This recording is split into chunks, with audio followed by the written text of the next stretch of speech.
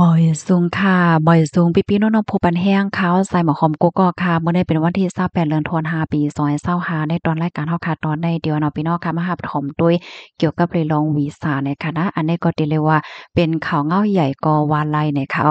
ในวันมื้อในกำเหลียวค่ะวันที่28เดือนธันวาที่5ปี2025นะคะอยู่ที่ห้องการข่าวนอกเมืองค่ะเนาะหลายๆห้องการเนี่ยก็เลยออกมาเปิ้นเผาลาดว่าตั้งฝ่ายลงปองจึงอเมริกันอันมีผู้นำเป็นจอมจึงโดนัลด์ทรัมป์นั้น ไล่ออกคอสั่งให้ล่มพ้องตางอันมีว่าอยู่ดีนอกวานนอกเมืองนั้นว่าให้กึดลองปันไหวนัดวันนัดตอนตาอินเตอร์วิวเหี่ยวก็ออกปันวีซ่าตอนตาลูกเฮ็นไว้โจข้าวเฮ็ดจังไหนข้าวหรือสินั่นไหนก็ให้เตอมีลองแข็งๆกดทัดว่าสังว่าเจิ้นนายว่าเฮ็ดไหนค่ะเกี่ยวกับไปลองในค่ะพ้องลงฝ่ายนอกเมืองอเมริกันเนี่ยก็ไล่ลาดว่าพ้องย่ามมาเหลียวในตั้งฝ่ายลงปองจึงภูมิปนพ่อในเพิ่นก็อบโอ้กันเหี่ยวก็ได้ออกข้อแนะนำใหม่เกี่ยวกับไปลองการกดทัดเตทัดป้าลองตรงหนึ่งตั้งสื่อแนงสารsocial media ของลูกเฮียนอันต่างยินเฮ็ดวีซ่า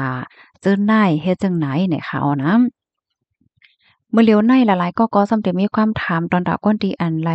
วันนัดมันไวยาวเจานั้นคาโลสำเร็จไรเฮ็ดจึงหือเนี่ยค่ะเนาะลองใน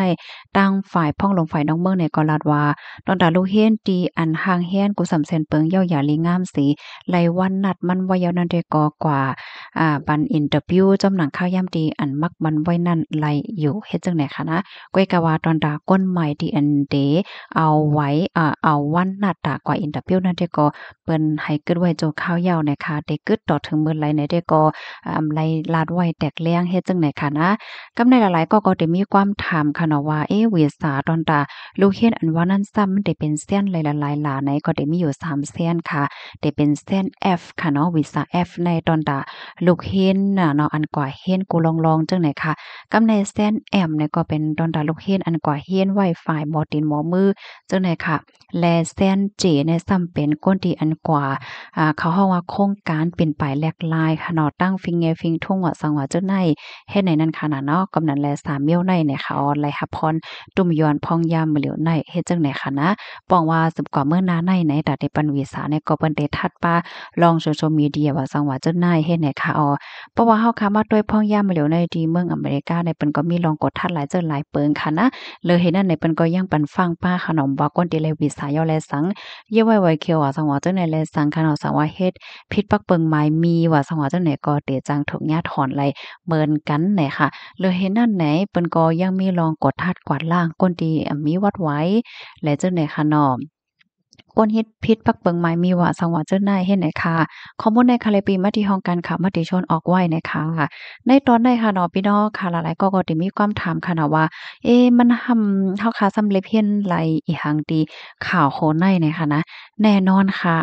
อันที่เฮาค่ะเล็บเฮ็ดไรดีข่าวเงาโคได้ได้ก็มันป้องว่าตั้งฝ่ายลองปองจึงเบิ่งอเมริกันเขาในเปิ้นได้ทัดป้าลองตรงหนึ่ง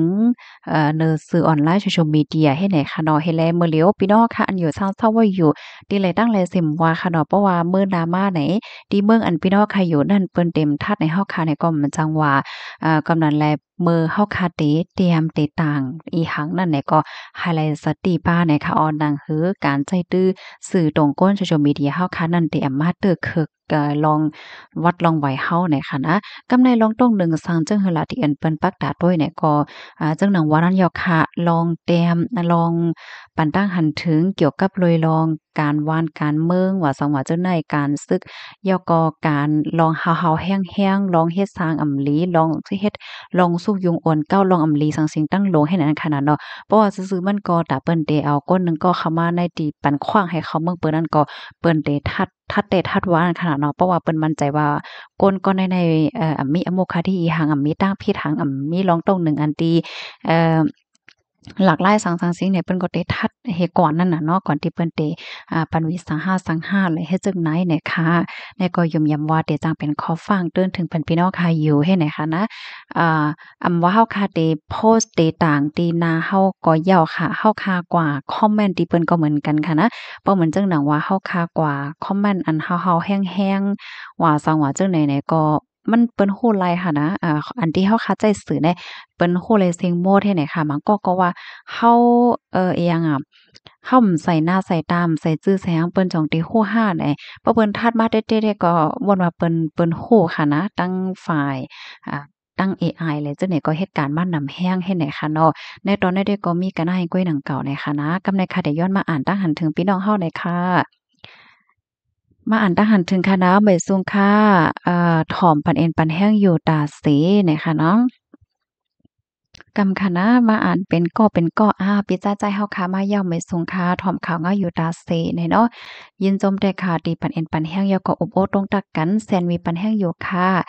ปิจ้ายเมืองเฮาเนี่ยค่ะเนาะยินจมค่ะเปิ้นยอบกว่าโยเนาะเมื่อเหลียวในเปิ้นเตธาตุค่ะสันเสอหนังว่ามีไว้ขว้าง5สังห้าเนไลว่าเฮ็ดทุกแม่นเนี่ยก็เปิ้นเตจังยอบยอก็กุ้มกำเนี่ยค่ะ นั่นยาวค่ะเมื่อเหลียวในเปิ้นก็ทัดค่ะนะมันใจว่าตีไหลตีหนึ่งกล้วยค่ะเนาะเปิ้นทัดหลายตีหลายตั้งในป้าเจิมพี่น้องค่ะที่อยู่เศร้าไว้ที่ในเมืองจึงไทยก็เหมือนกันค่ะนะค่ะได้ก็แค่ปันตั้งหันถึงว่าฟังนำๆค่ะเนาะลองอยู่ลองกินป้าเจิมการใจสื่อการต่างหังสังสิงเจิ้นไหนให้ไหนนั่นค่ะเนาะเพราะว่าเฮาคาต่างโยโย่ว่าสังว่าการอยู่การกินเนี่ยมันก็เป็นหังค่ะเนาะอันไรสัตติได้ก็เหมือนจังบางก็ในก็เต ลาดเกี่ยวเลยลองการเมืองกันซึกกันชังชิงเฮ็ดจังได๋คักว่ามาแทงค่ะดอกไม้สูงค่ารับทอมค่ะอยู่ราศีเอาค่ะยินหลียินจมค่ะแซนวีของห้องว่าเจ้าขาวอ้อเฮ็ดนั่นค่ะข้าซ้ำเข้าใจว่าป้อเป็นเจ้าขาวในตั้งเมืองไทยเขาได้ฮ้องว่าแม่ชีแหนมแหลมใจค่ะอันใส่โคสีขาวนั่นค่ะนะอ๋อค่ะจังหือก็ยินจมหลีต้องตักมาค่ะปีไพ่ไม้เฮาค่ะต้องตักมาตักให้ไลลาเนาะคำเจ้อนั้น ใจยอค่ะโอ้โฮเพราะว่าเฮาข้ามมาด้วยน้ำเลนหินผาเนี่ยก็มันมีกาขันเต้ๆเนี่ยค่ะนะค่ำไหลออกมาในอำต้อนหันแลใจยอค่ะมันได้ออกมาตีไหลเมืองไหลได้ก็เฮาคันแลสืบไปด้วยกว่าเที่ยงเฮ็ดจังได๋ค่ะเนาะ หมอยสูงค่ะเงาลายมือเหลียวในไลสติได้ยาวค่ะเนาะใจยาวค่ะโหลไลสตินำๆค่ะเนาะเพราะว่าเฮาค่ะสติอยู่สติกินแล้วจังได๋ก็มันก็ได้เฮ็ดให้เฮาค่ะนั้นป้อไหลหบยาลองตั้งอย่าเผิดว่าสว่าจังไหนนั่นค่ะน่ะเนาะทอมค่ะอยู่ตาเสค่ะปันแห้งอยู่ค่ะอ้อเย็นจมแท้ๆค่ะเย็นจมน้ำๆหน่อยค่ะเนาะ มาแทงค่ะจึงมานั่งฝ่ายใต้ห้องว่ามวยพองค่ะยามด้วยจึงมานั่งอยู่อ๋อว่านั้นค่ะ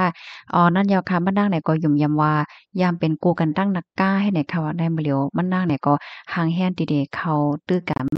ดังศาสนาว่าให้จังหนังไหนค่ะอ๋อค่ะยินจำปูก็ดีรับถอมปันแห้งค่ะนะแล้วก็พี่น้องคะแนงก็หนึ่งตีถามมาว่าเกี่ยวกับเวลาเงาลายติลินคาโลเป็นจึงหือพองแล้วก็คนที่ซื้อกว่าย้อนนั้นติฮือขนาดนั้นเนี่ยโอ้โฮเนี่ยก็เป็นรองตีหลายๆก็ไม้ใจได้แท้ค่ะนะอันมื้อเหลียวได้ก็จอมหนังตีหันคากว่านอเปิ้นเนี่ยก็ตึกเอามาอยู่เดะค่ะนะก้นตีอันมีรองตรงหนึ่งอันรับเปิ้นเผาลองขายว่าสังว่าจังได๋แหน่ เปิ้นตึกเอาเก็บซักเสนหลักฐานมันแหวก็มาต่างอยู่ได้ที่ค่ะดอกถึงเมื่อใดก็ยังตึกสืบมีอยู่ดิกตี้แค่ไหนค่ะเนาะมันเตสิเป็นเฮากว่าในเฮาค่ะในก็หลุไหลไปโดยป้าหลุไหลไปถ้วยกว่าก้อยเหย้าเฮ็ดไหนค่ะนะกำแน่พี่น้องเฮาค่ะมาปันตั้งหันถึงแทงว่าเป็นจังนั้นจังใดเนี่ยก็มีตั้งนำค่ะเนาะในตอนได้ก็ค่ะได้ก็แค่ปันขอแนะนำว่าเมื่อพี่น้องเฮาค่ะได้กว่าปันตั้งหันถึง5นั้นก็ได้กว่าเตรียมกว่าว่าหัง5สังสิ่งจังใดเนี่ยแต่ก็แค่ปันฟังว่าให้แลสติอีกหนึ่งเนี่ยค่ะเนาะค่ะและยินผู้เขาหลายๆก็ได้ก็ว่าเปิ้น